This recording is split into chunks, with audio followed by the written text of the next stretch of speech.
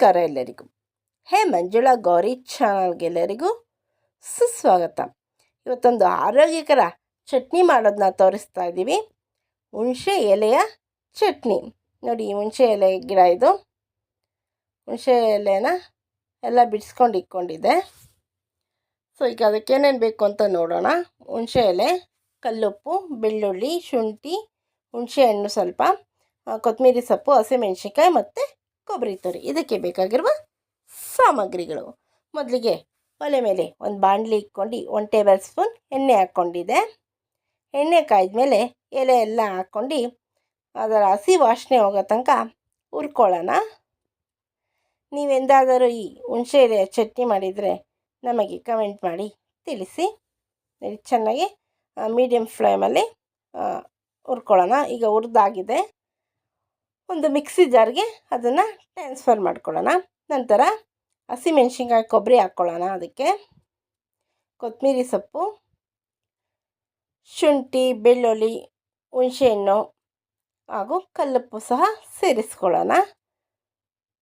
ಸ್ವಲ್ಪ ನೀರು ಹಾಕ್ಕೊಳ್ಳೋಣ ಇದಕ್ಕೆ. ಈಗ ಮುಚ್ಚಿ ರುಣ್ಣಿಗೆ ಚಟ್ನಿ ರುಬ್ಕೊಳ್ಳೋಣ. ನೋಡಿ, ಚಟ್ನಿ ಆಗಿದೆ. ಒಲೆ ಮೇಲೆ ಬಾಣಲಿ ಇಟ್ಕೊಂಡು 2 ಟೇಬಲ್ ಸ್ಪೂನ್ ಕುಕ್ಕಿಂಗ್ ಆಯಿಲ್ ಹಾಕ್ಕೊಂಡಿದ್ದೆ. ಸಾಸಿವೆ ಹಾಕ್ಕೊಂಡಿದ್ದೆ ಎಣ್ಣೆ ಕಾಯ್ದ್ಮೇಲೆ.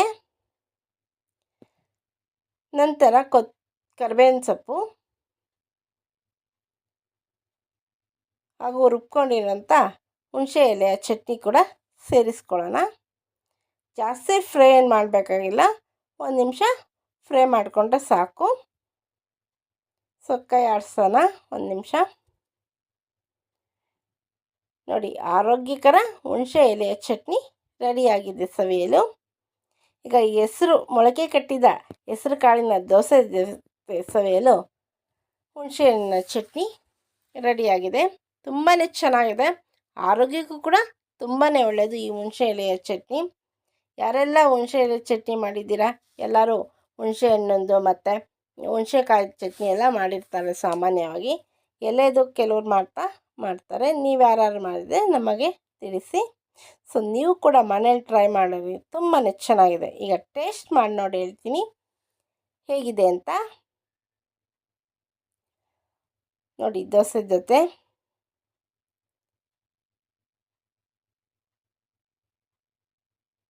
ತುಂಬಾ ಚೆನ್ನಾಗಿದೆ. ಹುಣಸೆಹಣ್ಣು ಚಟ್ನಿ ಟೇಸ್ಟಿಯಾಗಿದೆ. ಎಲೆ ಹಾಕಿರೋದೇ ಗೊತ್ತಾಗಲ್ಲ, ಸೂಪರಾಗಿದೆ.